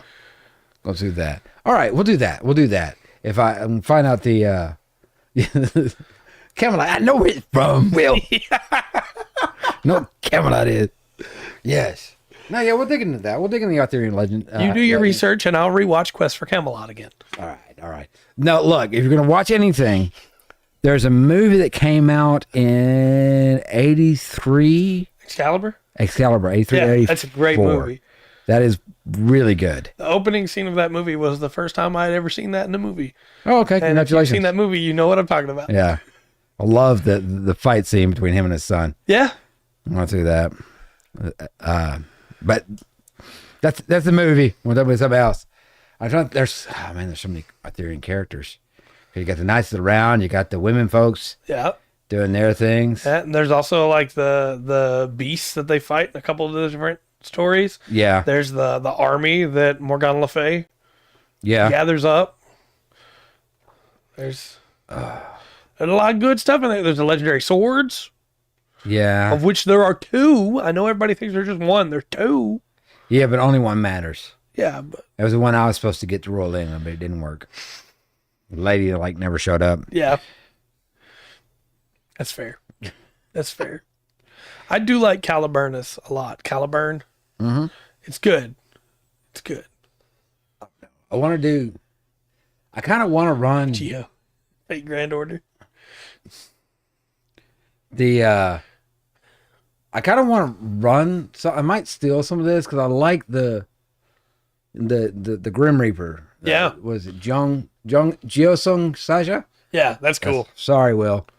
But both his classic appearance Yeah. and then his new one. Yeah, I agree. I like the idea that the Grim Reaper's cool still as around and he's updated his clothes. Man, that'd be have him meet up with a few other like Grims or Dark Yeah. for around. They're each doing the job. They're just all from different parts of the Right. world. What I'm trying to think of a guy. Baron Samedi. Is it Baron Samedi? From Disappointed! Voodoo. okay, yeah, Baron Zmedi. Yeah. Okay. It's the style, the Yeah. hat, Yeah. the modern style of it makes me think of that. Yeah. That might be Disney's fault. Tomorrow is that one where he's at. Okay, I should check that one out. The K drama. Oh, right on. That's another cool thing. That's cool. It's like there's so much that like you can just sit down and watch that kind of gives you an idea of what's Right. going on. And I mean, that. it doesn't have any of the mythology in it, but Hometown Cha Cha Cha is really good. No, I think it's really interesting too because we can go, hey, do you want to learn more about Japanese mythology? Watch this anime about yokai. Right. Or Hyonnamago. Hey, or Rise of the Yokai Clan. Hey, you want to learn more about Chinese mythology? Read Journey to the West. Yeah. You know, and now we can go, hey, you want to learn more about Korean mythology? Here's some K-dramas you can check out. Yeah. That focus on them or have. Yeah. Whereas with Polynesian mythology, we can just go, hey, watch Moana. I wish we had more options than that. Right. You know what I mean? Yeah. Like, Yeah. Yeah. I agree with that. and with Aztec mythology, watch The Emperor's New Groove. What do you? El Dorado. Oh man. It's not good for that, but Because that's more Inca than Aztec, even though they try to claim it's Aztec. That movie's got some stuff mixed up. That's all I'm saying. Oh. Watch Atlantis. What's it like? Unironically, I think Atlantis, the Lost Empire, does a better job of showing an Aztec-style society than El Dorado, which was supposed to be Aztec. Well, yeah, the Aztecs are through Mexico, the Incas through Peru. Yeah, And Mayans, is that Brazil? I think so. Okay, yeah. The 3 different cultures, okay? If you want to learn more about Arthur, yeah, play FGN. I'm trying to remember the name of the game. There's a game that, like, it's a dark fantasy game about Camelot, and it's like after Arthur woke up, Okay. and it's really good. It's gonna hit me later, and I'll add it to the comments, I guess. Okay. But Okay. I'll see if I can find it real quick. Dark fantasy Yeah, I don't know if I'd search that, but Arthur game. maybe that won't be so bad. King Arthur Knight's Tale. Yeah, that makes more sense. That's a Okay. it's a pretty good Okay. name for it. Yeah. So, That'll work. That'll work. but you can also watch The Sword and the Stone. It's an okay version of that. Well, like It's not good, but it's okay. I'm a little biased here because this is my history. You know, that's from my country, the country I was born in, where I got here. You know. Also, before I get crucified in the comments, Sword and the Stone is a great movie. It's not a good Arthur story. Right. That magic duel is incredible. Fate Grand Order. Yeah. It's what's FGA? Fate Grand Order. Which is a video game for your mobile device. Yes. That doesn't count as an ad, does it? Because we're not getting paid. Right? I wish. But Twitch is gonna want their cut. yeah. Ugh. But no, there's a lot of cool stuff on King Arthur. Yeah, and I like those stories. Those stories I know, and some of the. I'm gonna have to expand it. I think it'd be Gaelic myth, not English myth. Well, because It you might be also English have myth. like the Because I want to talk about Hunter right? and Hunter too. Yeah. You also Yeah. have the Knights, Gilbert the White Hand, Alan a Dale. You know, got some Percival. good stuff there. Yeah. Sir Kay, Sir Yeah. Bors. Yeah, and their stories have been added or expanded on over the years. Look, that's true. I might still mess up one or two, but I'll be much more confident. Yeah. This was rough. Like there've been some names. Like we looked at Aztec. Yeah. That's a lot of letters. Yeah. Name something. Yeah. Can we talk about real quick, talking about names, how Gawain in the French version gets changed into Gavin? Yeah. See, that's the problem with French. And right I don't there. like that. Gawain's a much cooler name. Don't change it I to get a break Gavin. next week. Yes. Don't do On that. names. Excellent. Yeah. See, I don't think it'd be Celtic. Gaelic. I don't think so. And there's nothing really. The only Irish connection to Arthur is just that. Yeah, Lord Oberyn and Lady Titania took him in, and he's gonna wake up someday, Yeah. Yeah. become king of Britain again. He's not gonna be our king, but he'll be king Right. of Britain again. Right. Which, Good on you. like that's a specific piece of land in. Right. Anyway, Yeah. there's a difference between England, the UK, and Great Britain. Yeah. I agree with you. That's just what the story's been Yeah. told. Yeah, I know. I understand.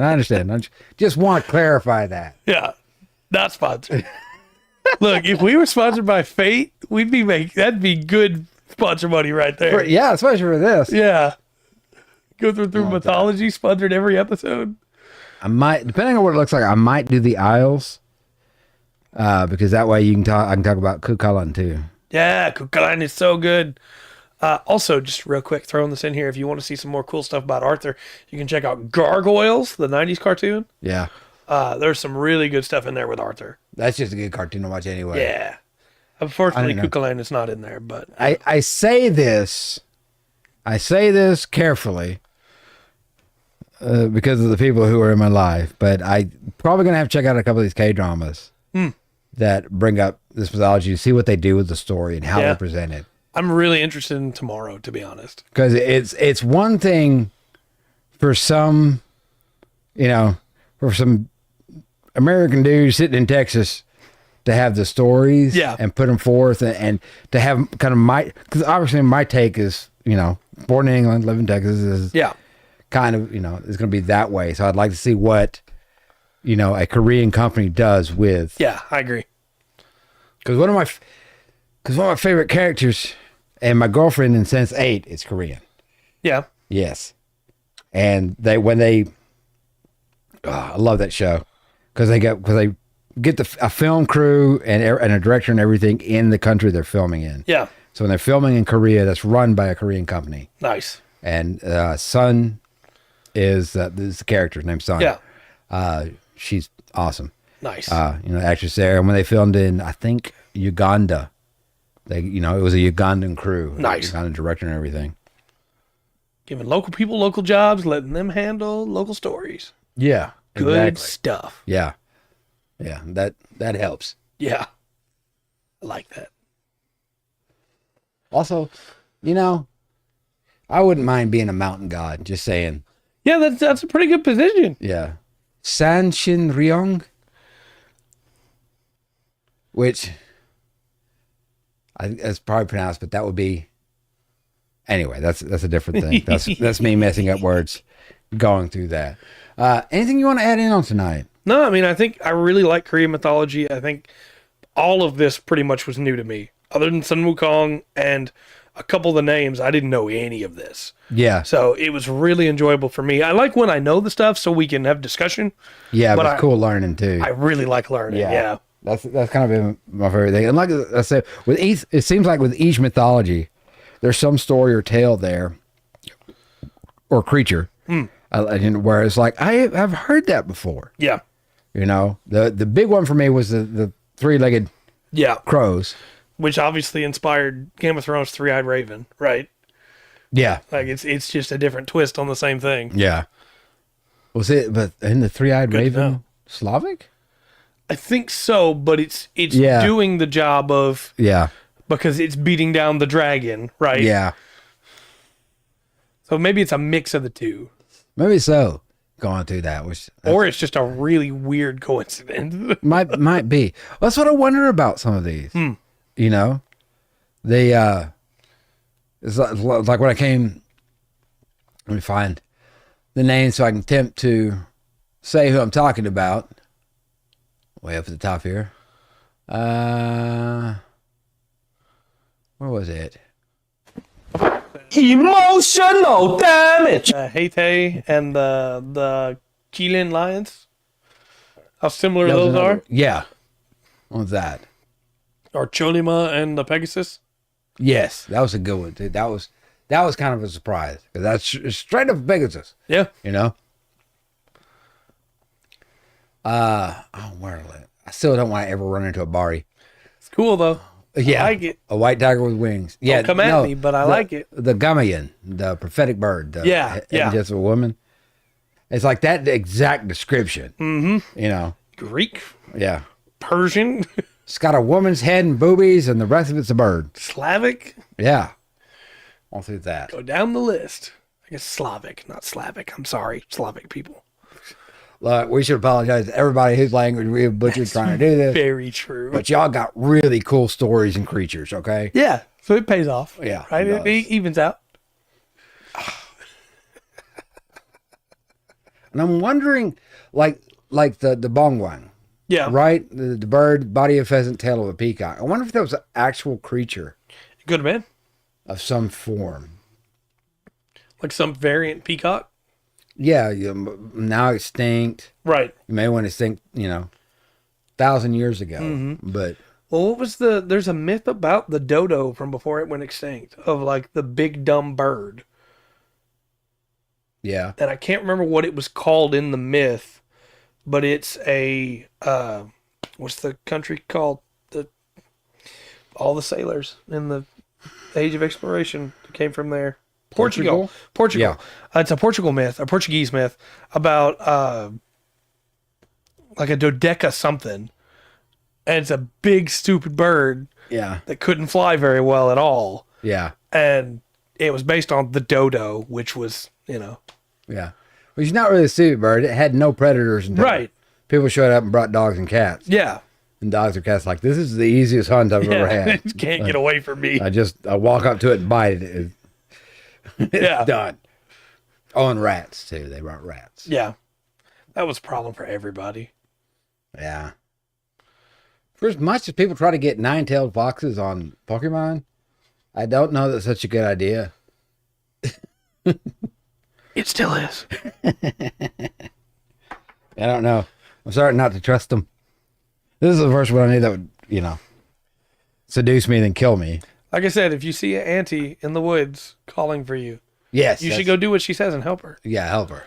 Yeah. Onto She's that. definitely not a kitsune or a gumiko or anything like that waiting to kill you. Yeah. Yeah.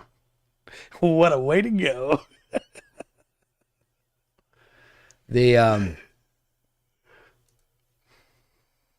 me shut this down real quick.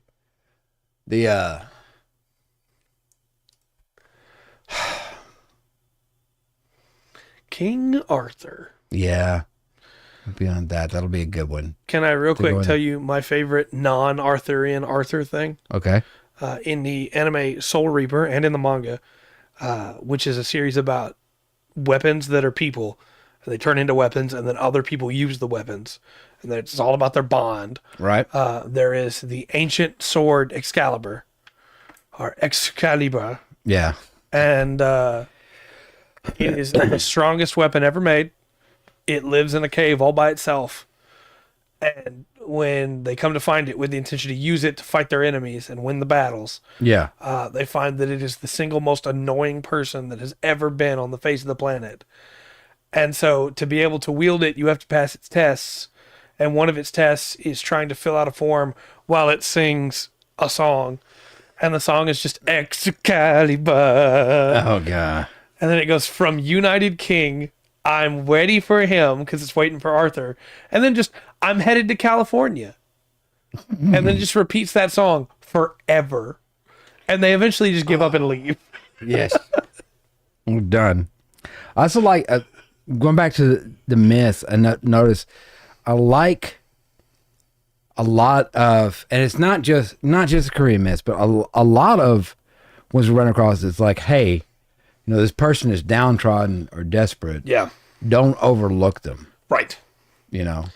Yeah. It's not saying put them up in your house and give them everything, but Right. don't overlook them. Yeah, don't leave them there. While you're there, while you're interacting, if you can offer them food, offer them food. Mm-hmm. Or anything like that. I like that.